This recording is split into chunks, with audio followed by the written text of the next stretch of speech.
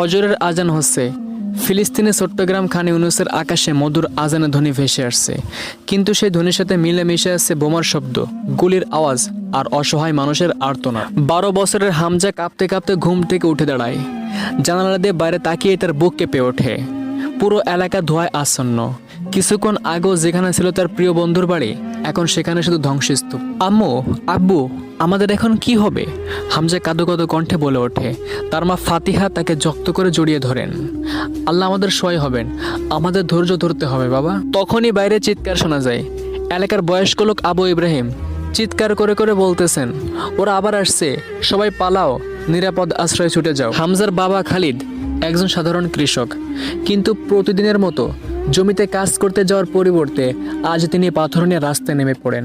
আমাদের ঘর আমাদেরকেই রক্ষা করতে হবে, তিনি চিৎকার করে করে এই কথা বলতে থাকেন। চারপাশে শুধু ধ্বংস আর কান্না, ছোট শিশুদের আর্তনাদ, মায়েদের চিৎকার আর বৃদ্ধদের নির্লিপ্ত দৃষ্টি। হঠাৎ আকাশের দিকে হামজা তাকিয়ে দেখে বড় বড় ড্রোন উড়ছে।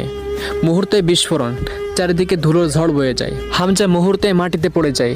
তার কানে যেন কিছুই শুনতে পাচ্ছে না, শুধু মা বাবার ডাক শুনতে পায়।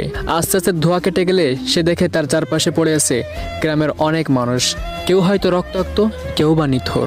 তখনই তার মনে পড়ে দাদার কথা।